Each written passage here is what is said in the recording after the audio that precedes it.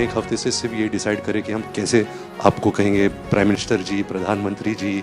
मैं भी आपका परिवार का हूं भाई।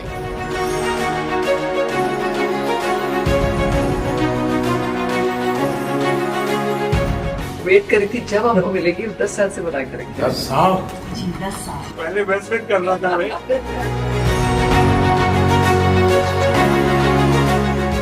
राज कपूर साहब ने दुनिया में भारत के सॉफ्ट पावर की ताकत को एस्टैब्लिश कर दिया।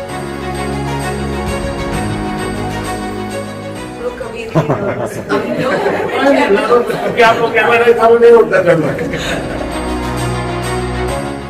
फोटो तो रैली होता होगा। बहुत कम वस्तुओं में जो बचे थे फैमिली में, तो ये 10 या 12 वस्तुओं में से एक है, तो आपको पेश करना चाहते हैं हम। यहाँ जो पीएम म्यूजियम बना है उसमें रखवाऊंगा। आदरणीय प्रधानमंत्री श्री नरेंद्र मोदी जी। कट।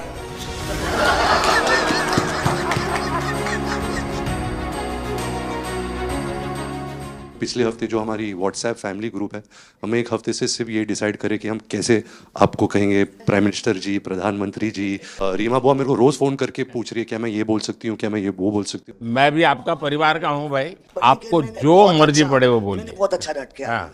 आदरणीय प्रधानमंत्री श्री नरेंद्र मोदी जी। कट।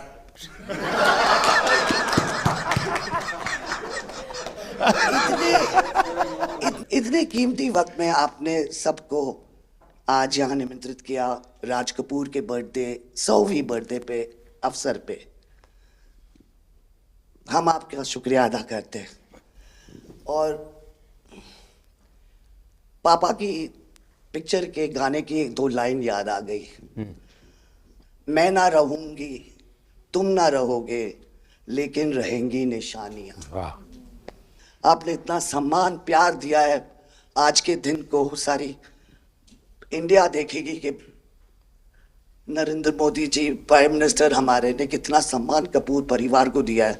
राज कपूर साहब ऊपर का से बहुत बड़ा योगदान है जी। आपका स्वागत करने का अवसर मिला और राज साहब का 100वां जन्मदिन यानी हिंदुस्तान की फिल्म इंडस्ट्री की स्वर्णिम यात्रा का वो कालखंड है जी। अब 1947 नीलकमल, अब 2047 को हम जा रहे हैं।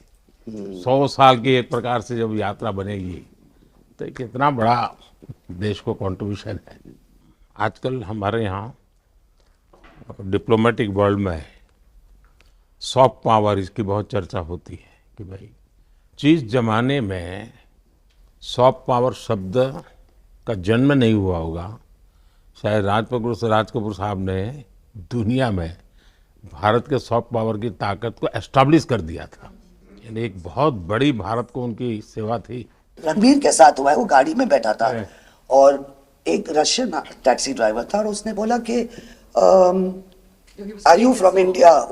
And he was singing a song, I am Raj Kapoor's grandson. से बेटा मैंने कहा था कि मैं उनका पोता हूं, तो हमेशा मुझे फ्री टैक्सी रही फ्री हो जाती है। एक काम हो सकता है क्या, खास करके सेंट्रल एशिया, कोई ऐसी फिल्म बने जो वहाँ के लोगों के दिल दिमाग पर राज साहब आज इतने सालों के बाद भी, यानी आज भी उनका पूरा कंट्रोल है। मैं बताता हूँ जी, आज छोटे बच्चों को भी सिखाते गाते। हाँ, यानी उनके जीवन में प्रभाव है। मुझे लगता है कि सेंट्रल एशिया में बहुत बड़ी ताकत है जी।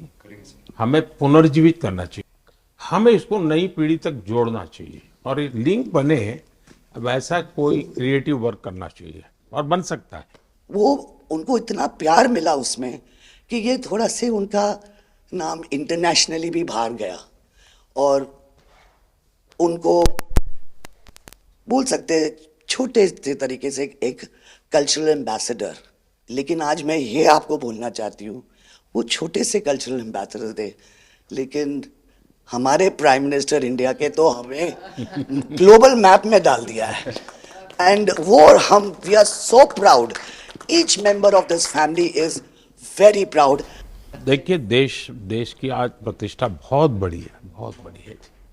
सिर्फ योगा ले लीजिए जी, आज दुनिया के किसी भी देश में जाइए, योगा के प्रति इतना योगा सीधी है ये। ये और ये मम्मी और मैं हम दोनों बेबो लोलो हम सब योगा में बहुत रुचि रखते हैं। वैसे मैं दुनिया के जितने लीडर से मिलता हूँ, लंच डिनर अगर साथ में है तो मेरे अगल बगल में जितने भी है वो मेरे से योगा के लिए ही चर्चा करते हैं। एक छोटा सा ट्रिब्यूट है नाना जी के लिए। एक्चुअली दरअसल मेरा पहला फिल्म है एज अ प्रोड्यूसर एंड मेरा सपना था कि मैं अपने फैमिली के साथ कुछ करूं, तो सब इस फिल्म में है। मैं एक चीज बोल सकती जी हूँ, बिल्कुल। ये वो ग्रैंडसन है, राधा ग्रैंडसन्स मेरे दोनों बच्चे, हैं, ये अपने नाना को मिले नहीं है हैं।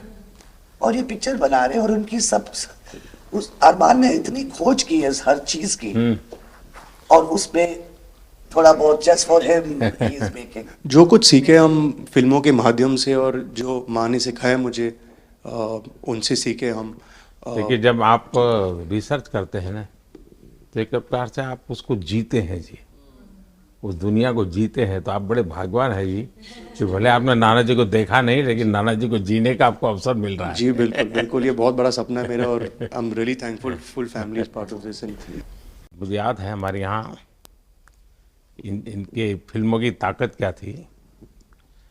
जनसंघ का जमाना था और दिल्ली का चुनाव था, तो चुनाव में जनसंघ के लोग हार गए, तो अडवाणी जी अटल जी ने कहा यार चुनाव तो हार गए, क्या करेंगे, तो चलो बोले मूवी देखते हैं। तो वो मूवी देखने गए, राज कपूर साहब की मूवी फिर सुबह होगी। जनसंघ के दो नेता पराजय के बाद जाते हैं और मूवी देखते हैं फिर सुबह होगी, और आज फिर सुबह हुई।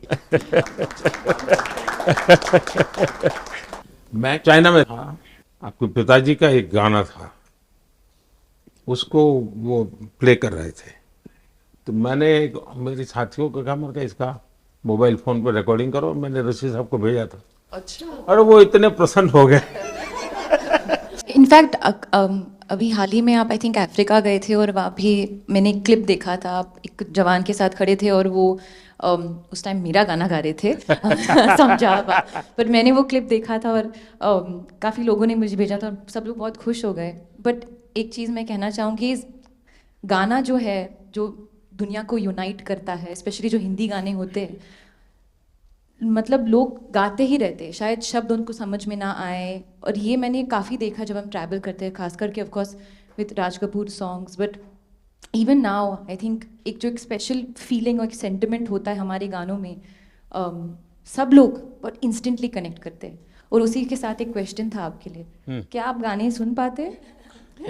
मैं सुन पाता हूँ क्योंकि मुझे अच्छा लगता है, कभी मौका मिल जाए तो मैं जरूर सुन लेता हूँ। आप पहले प्रधानमंत्री हैं जिससे मैं मिला हूँ और आपने आंखों में आंख लगा के इतने मतलब पर्सनली हमसे मिले हैं और 2 बार मिले हैं। आप में इतनी अच्छी एनर्जी है और आप इतनी मेहनत करते हैं और आप जो करते हैं मैं आपको कंग्रेचुलेट करना चाहूँगा और thank you for opening your doors और हम सबसे मिलने के लिए और इतने एक्सेसिबल होने के लिए, तो बहुत खुश हूँ। मैं आपके पिताजी को मिला हूँ और मैं सोच रहा था कि आज मुझे 3 पीढ़ी को मिलने का मौका मिलेगा, लेकिन आप लाए नहीं तीसरी पीढ़ी को। They're all big actors. We are not in the creative field. My children are trying level best. That we would be invited by the Prime Minister. मतलब पापा थैंक यू। 13, 14 और 15 दिसंबर को हम राज कपूर का एक रेट्रोस्पेक्टिव कर रहे हैं। गवर्नमेंट ऑफ इंडिया, NFDC और NFAI ने हमारी बहुत मदद की। हमने उनकी 10 फिल्म लेके उनको रिस्टोर किया है, ऑडियो और विजुअल। तो हम पूरे हिंदुस्तान में कुछ 160 थिएटर्स में 40 सिटीज़, अराउंड 40 सिटीज़ उनकी फिल्में दिखा रहे हैं। तो 13 तारीख को हमारा प्रीमियर है जो हम मुंबई में करें। पूरी फिल्म इंडस्ट्री को हमने बुलाया है। Thank you. जय गणेश।